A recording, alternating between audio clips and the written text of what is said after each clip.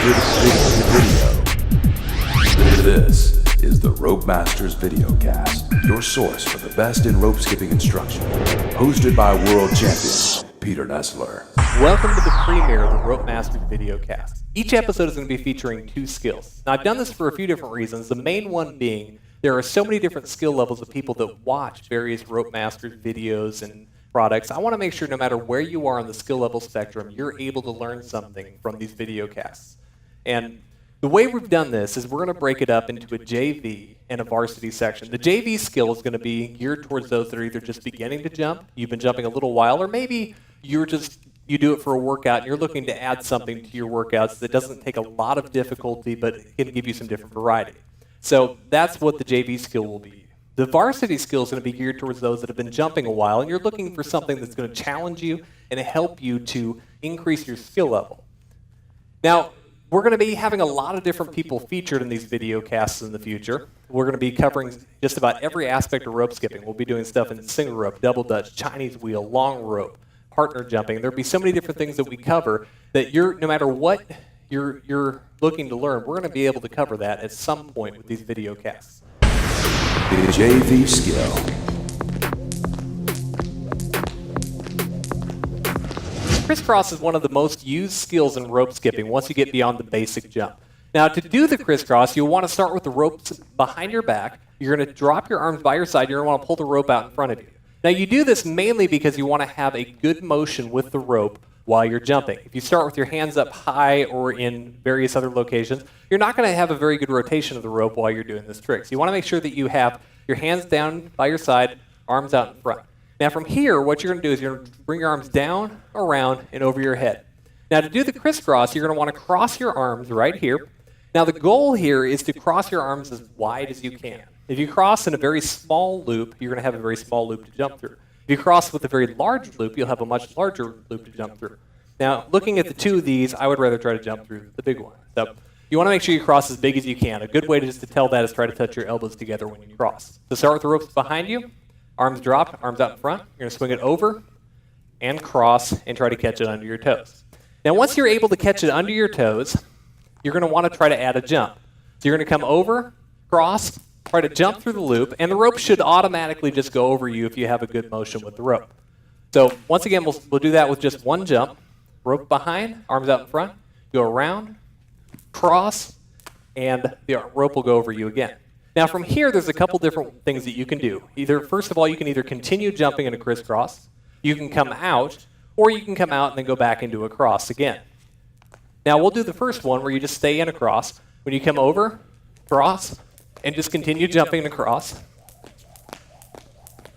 Once you've got that, you can go over, cross, bring your arms apart, and jump through the rope there. That's what you'll normally do with a Criss-Cross. You just want to make sure when you're jumping through the loop, as soon as you jump over it, start bringing your arms back out so that you can jump in a regular jump afterwards. So at full speed, that'll look cross out with that. And then this third thing that I've mentioned is going from a cross back into a cross. Now, usually anytime you're learning a skill in rope skipping, you want to do everything on one side as well as the other. So if I'm doing it with my right hand on top, I also want to be able to Criss-Cross with my left hand on top. So what you'll do is you want to practice doing both of those from a starting point here, where you come over, one with your right hand on top, and then another one where you jump with your left hand on top. And once you've got those both pretty consistently, you want to try doing them back and forth between them. So you go across with the right arm, across with the left arm. And you should be able to go nice and easy between these. And like I said, remember to cross rather large. Once you get a little bit better at it, you can usually minimize that a little bit. So I usually touch my forearms together once I've got it pretty good. And you should be able to just cross on forever. And from there, there's a lot of different things that you can learn out of Criss-Crosses. You could add side swings, you go behind your back. And we'll be covering some of the more of those in the future. But that is your basic Criss-Cross. Varsity skill.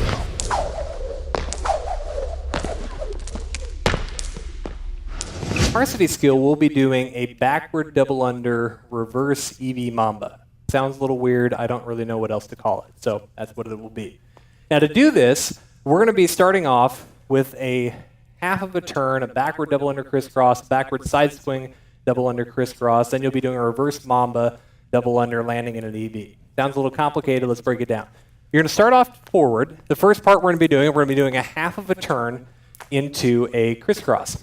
So you're going to just start off forward, just turn, and just do a backward double under crisscross. Nice and easy. Once you've got that down, you're going to go into another backward side swing double under crisscross. Now, one thing to notice here is if I'm turning to my left, I want to bring my right arm on bottom to make this work properly. And vice versa, if I was turning to my right, I would bring my left arm on bottom. So you want to make sure that you're kind of watching that when you're doing this. So if I'm turning to my left, I'm going to bring my right arm on bottom, do my first cross here. Then I'm going to do a side swing backward double under crisscross here. And then from here, this is where I'm going to go into the reverse Mamba. Now, just to walk through it, I'll do a side swing crisscross right here. Just in that short little motion, I'm in a position already to do the reverse Mamba. So I'm going to be here. As soon as that handle touches my wrist, I'm going to go ahead and do the rope release, which when it comes over, catch it, and I'm going to catch just a rope like this. Now from here, you want to make sure that you're landing in an EB. So when it comes over, comes around, catch, land with your right arm behind your back if you're holding the hand with your right hand, or the rope with your right hand.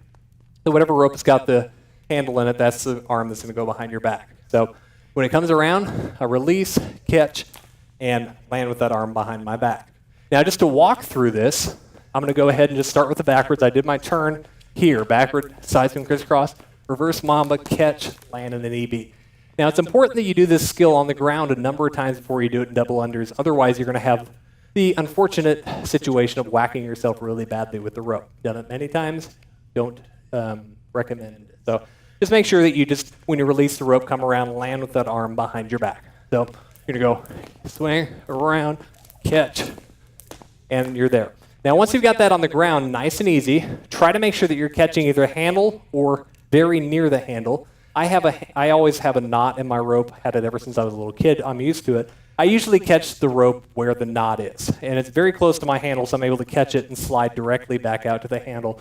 And most of the time, people will never even notice that I'm not actually catching the handle. I'm usually catching the knot, but it allows me something to grab. So if you don't need that, don't worry about it. You know, I can do them without it. I've always had it. I like it. So once you get it on the ground, you're going to start doing it with the double unders. Remember the turn, and try to catch it. It is kind of a hard trick to make. Sometimes I miss every once in a while, so we'll try that again. I'm just going to start backwards this time. I'm going to go here and catch, and then turn. Now you'll notice I take just a tiny bit of a pause before I go into that rope release. That helps me to make sure that the handle's in the right position when I release it. If you release it too early, it makes the skill very difficult to do. If you release it too late, it's not going to really spin properly. So sometimes it's good to just take just a little bit of a pause, allow you that time to get ready for that rope release. So all together, we're going to go from here. Try it one more time. Go from here. And catch. And back around. Now there's a lot of variations that you can do on this. If you can do it behind the back, you can land with a cross. You can do it into a backward TJ. There's a lot of things that you can do with this reverse Mamba into. The EB I find is a very kind of a fun one. Looks cool and allows a little bit of motion while you're going. So one more time. Start forward, turn, cross, rope release, around, and back out. And that is the backward double under reverse EB Mamba. For more information, check out www.jumprm.com.